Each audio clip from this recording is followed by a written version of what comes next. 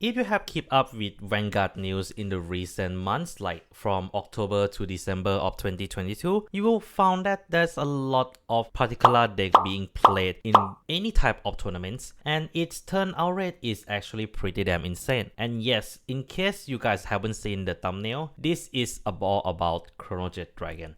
And in my honest opinion, I already kind of talk about like the base mechanic of the Chronojet Dragon deck set in general in another video, so you guys should check that out before come back to this video and hear me talk specifically into units and overall the performance of the Chronojet deck as a deck, not just for mechanic itself. So if you guys enjoy this kind of content, consider like, share and subscribe to the channel, and ring that bell to keep up with all the notification. I upload Vanguard content semi-regularly and stream on Twitch as well. So if you guys enjoy this kind of content, do follow where you need it to. And without further ado, let's start off with the right lines. McMegane Dragon only has one ability. When this unit is placed by riding from Chronojet, draw a card and you get Chronojet Dragon Crest.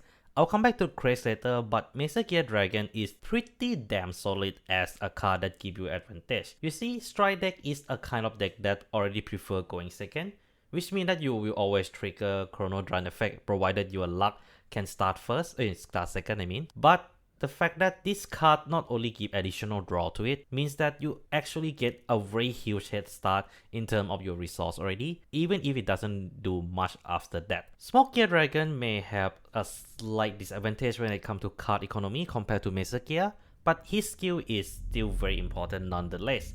When this unit is right upon by grade 3 unit with Chronojet in its name, so blast 1, search your deck for up to one grade 3 and put into your hand, shuffle your deck. Well, this have said in everything. In case you don't understand, Strike requires you to discard any number of cards from your hand equal to the grade of 3. And the fact that this card guaranteed to get one grade 3 into your hand allow you to immediately go into Strike, and depend on which grade 3 you add it back to your hand, it may be a resource that you will need it in the short future, especially certain G unit does have a very specific requirement.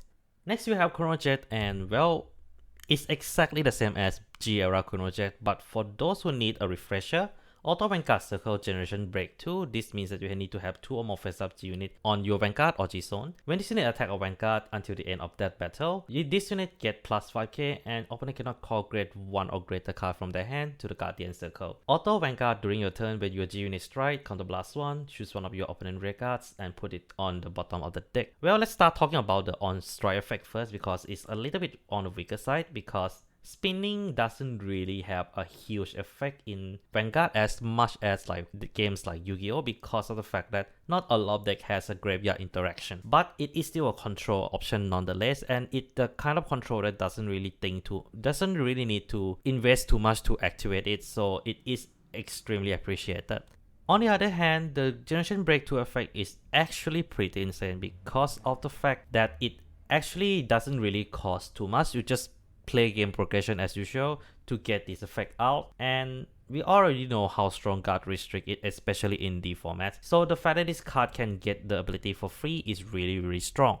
On top of that, it does have a support that does allow you to use this effect a little bit more often than you think it is. Now that we have go through all the right line, we need to talk about something that came with the right line, the Chronojet Dragon Crest. So it has 4 total abilities. Constant, you can strike and you cannot write any grade 3 or greater card with a Chronojet cards in its name. This is just there to kind of enable the old rules in the newest format. And then constant, original power of your grade 3 Vanguard with Chronojet in its name become 13k, included hard cards. Constant during your turn, if you have a grade 3 or greater Vanguard with Chronojet in its name, or your front row unit plus 5k for every face-up card in your G-Zone. And last but kind of least, auto at the beginning of your battle phase, choose up to one of your grade 3 or greater rear guard. Its grade increase or decrease to 0. Well, this is kind of like a necessity to allow Strike to be playable in the D format. One of the biggest reasons why Chronojet became such a powerful deck is because of its third ability of the Crest, ability to just give 5k for every face-up G-Zone on the field. So if you play into late game and you manage to open up every single G-Zone, which is very rare, it means that every single turn Chronojet has a total power increase of 4 DK for every single rear guard in the front row.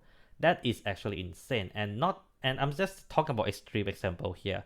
And the fact that it can get a Persona Right S kind of power without actually relying on having another copy of itself in your hand is really a big deal. The only drawback is, of course, strike deck is a going second deck. So you need to definitely go second to get a full benefit of this card, more so than going first in general. Now, let's move into a juicy red card that everyone has been wanting me to talk about. Interdimensional Dragon, Fate Rider Dragon. Well, the G units in general, you know. Auto Vanguard, when this unit attack, counterblast 1, turn a card from your G zone face up and put a red card to the bottom of your deck. Search your deck for up to 1 unit card with grade +1 of the card that you put by the cost and call it to red card circle, shuffle your deck. Then you choose one of your unit and it gets plus power 5k until the end of turn for each face up card in your G zone. Well, this is a very solid starter strike in this deck because you do need to strike into this card first before you being able to strike into the other card next stage. And this is actually a very good card. The fact that you can just swap one red card for another attack is actually pretty damn insane, combining with some of the other unit in the deck itself, making this deck capable of hitting 5 to 6 attacks easily by the turn this first strike for the first time. And the power +5 can get very useful during late game when you rather go for Fate Rider rather than next stage, depending on the situation, but it's really powerful, to put it simply. Simple but very effective. Moving on to next stage, before I talk about the effect, do note that this unit strike cost is actually discarding a Chronojet unit from your hand in itself, instead of just discarding number of cards until you hit a grade 3. Auto Vanguard Circle, Generation Break 2, at the end of the battle, this unit attack a Vanguard, counterblast to discard 2 cards from your hand, put this unit into your G zone face up, and stand one of your Chronojet Vanguard. This card allows Chronojet GB2 effect to come in handy, especially during the mid-battle phase, because it allows you to attack again with the Chronojet grade 3. And there's nothing much to say about this card being other than the fact that it enables the GB2 effect of the original Chronojet Dragon to actually hit harder. And the fact that it go back to face zone, G zone face up means that you get more power from the craze as well. So next stage is kind of like a gear that allows the whole deck to really function nicely. Before we get into pros and cons of this deck, I want to talk about one single card that is also a final card that allows the Chronojet to work with Fate Rider Dragon, and that is Upstream Dragon. Constant Vanguard, Generation Break 1. When this unit attack a Vanguard, this unit get power +5k until the end of battle, and at the end of that battle, put this unit to the bottom of your deck, search your deck for one grade 1 card, and call it to back row red card circle, shuffle your deck. This card is definitely got nerfed in terms of the skill and did get buffed in terms of power, but what makes this card so strong is the fact that it chains itself back into the grade 1, and using Fate Rider you can chain it back into Upstream Dragon and chain it back to grade 1 for more defensive option or draw option cards like Gigi or the Dia that allow you to intercept from back row. Any card that allow you to just do different things for the Chronojet Dragon in itself. This together with Fate Rider are the two key pieces that allow this deck to have a multiple attack that has decent amount of power, and if you manage to use this combo in the late game, it's gonna be quite insane as well. So let's talk about the pros, the cons, and the way to counter this deck. So starting off with the pros, this deck gets a lot of resource and not just hand resource with the right line. It does get a lot of resource thanks to cards like Upstream allowing you to tag into any grade 1 in your deck, with cards like GG that allow you to draw, the Dia that allow you to intercept from back row, or Link or any other soul charge card that you can run from the Dark States generic support. The deck also has a lot of possible in-game options in the form of Fate Rider Dragon, which allows a heavy multiple attack during late game, Chronojet Dragon with its card restrict, and Chrono Dragon next stage, which allow Chronojet effect to really matters. And of course the craze is a really busted mechanic because you don't need to rely on personal right. But Chronojet is not all about sunshine, as it does have a few cons. Namely, it does lose a lot of momentum if it going first, as it not only missed the Chrono Run draw effect, it also missed the chance to strike during the first grade 3 turn, because strike requirement is to have both of the Vanguard being at grade 3. And because of that, Chronojet does have a very weak early game, just like most of the Dark State deck, but this seems to be quite a common problem that will happen among all the strike deck that will be coming in the future as well. So this is quite a universal weakness of the Chronojet in general.